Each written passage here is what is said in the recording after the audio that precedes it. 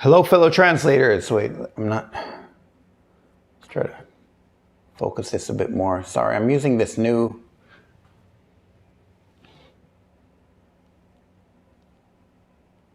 Okay, hello, fellow translators. Sorry, so hopefully this works. I really don't know. I feel like I'm crooked. Am I crooked? Let me know if I'm crooked. If I'm crooked, I apologize. You might have to watch the whole video like this. Anyway, in this video, I want to talk to you about something. Well, actually, it's two things. So this video is going to come in two parts. It'll probably be two videos. And what I want to talk to you about is translation tests. These are the free sample tests. Usually people will ask you to perform a free translation of a certain text, usually no more than 200, 250 words. Look, people have asked for all sorts of things up to 10 pages, which is ridiculous. But usually it'll be about 200 words or so. And I wanted to tell you why this is something you should not be doing. Pretty much in any case, you should never be doing these.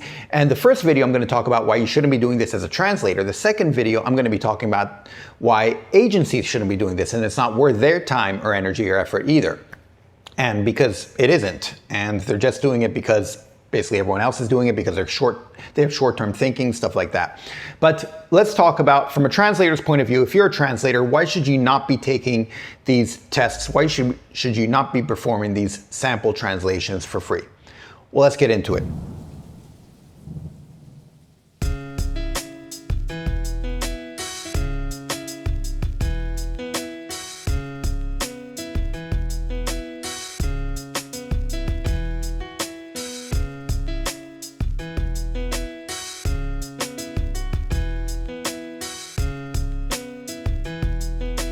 The first reason is that, if you think about it, if 50 people are applying for the job, which is common for many jobs, 50 people are applying for the job, this means 50 people are going to be performing this translation test and 49 of them are going to perform it for nothing. So that means that you have 98% chance of performing this translation test for nothing.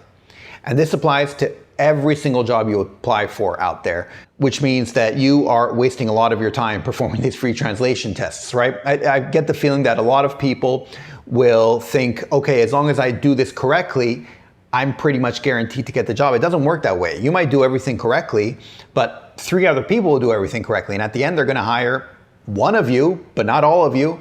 And they might pick randomly who to hire, or who knows how it works. And in fact, what often happens, and I've talked about this before, is they will like your translation. They say, I'm very happy with your translation. Now can you lower your price?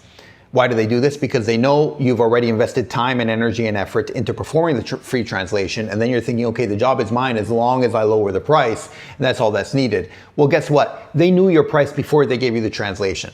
This is pretty much extortion, quite frankly, and they shouldn't be doing this. And so I've recommended people in the past say, I'll be happy to perform your free translation if you agree in writing that my price is okay. As long as you agree that my price is fine, then yes, I'll perform your translation, because too many people do this, and it's just a nasty trick they play. So keep these things in mind.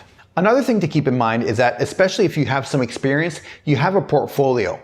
And this is a big reason why it's important to have a niche, because your portfolio will likely have some translations that are extremely similar, if not exactly like what they need translated. So you can always direct them to your portfolio. And as long as you have this niche and you are specialized in, I don't know, Chamber of Commerce certifications, well, guess what? They need a Chamber of Commerce certification translated. You can say, look, I've translated a bunch in the past. Here are some examples of some I've translated. As you can see, I know how to do it. And that way you don't waste your time performing a free translation of something that you've done before. And this is also why it's very important to start creating this portfolio, and also to have a niche. Because if you're all over the place with all your specialties, then you're going to keep receiving many different varied types of translations. But the more you niche, the better it is, in the sense that you'll be receiving very similar things. You'll be a lot quicker at it. You'll be a lot better at it, a lot more knowledgeable, and you don't have to do these free translation tests. Another thing to keep in mind is they may be giving you the sample text in order to get a free translation. This doesn't happen often, but it does happen. So what happens? 50 people apply for the job. Well, guess what? They divide the text to be translated into 50 different parts, or maybe 25 or 20, and they ask each translator to translate a different part of it. And by the end of the free translation, they have the whole translation done. It's done very badly, I'm sure, but and it'll be all, you know, fragmented, and some translators are better than others, et cetera, et cetera. So maybe at the end they'll hire someone to edit it or something, but they basically got the translation for free. So be very careful about this. Usually there's ways of telling whether they sent the same text to everyone or they're trying to play games here. But be careful, because this does happen. Another game that agencies like to do, luckily not often, but it does happen, is that they'll use you to get the... So what they'll do is they're an agency and then they have an end client, and maybe they'll use your sample. And so they'll get back to you, be like, oh, I liked your sample. Why did you use this? Why did you use that? So you think, okay, I'm in. And they'll use your sample to get the client. And the client is very happy with your sample, but then they'll actually hire someone else who's cheaper to actually perform the translation. This is a very nasty, dirty game that they play, and usually it doesn't work out. It definitely doesn't work out in the long term, because the end client realizes something's wrong. The first translation was great, but suddenly they receive something that's very subpar.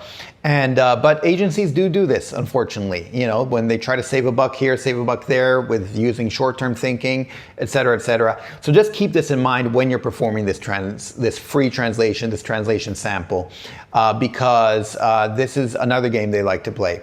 And aside from that, you know, obviously be careful of things like where they give you 10 pages or more than 200, 250 words to translate. And usually what you can say there is, I will translate 200 of these words. Sometimes what they do is they'll give you 10 pages and say, just pick 200 words out of all of these to translate. And that's usually a good sign, because that means that, well, A, they let you pick, B, they're obviously not trying to get someone to do the whole thing, because they don't know what each translator will pick and what section they'll do. You know, but they're just saying, just pick whatever you want, translate a section of it, and we'll look over it to make sure it's okay. But once again, as long as you have a niche and you have a portfolio that's relevant, you don't need to perform these free translation tests, which, let's face it, are usually very much a waste of time. And so I get at the beginning, when you're first starting out, you might feel like you should, and it can help, but you want to be getting to a point very quickly where you don't have to be performing these free translation samples, these free translation tests, and you can just get going with the job. And those are the main reasons why you should not be performing these sample tests, these free translation samples, et cetera, from the standpoint of a translator. In the next video, I'll talk about why agencies should not be sending these out and why it's bad for them.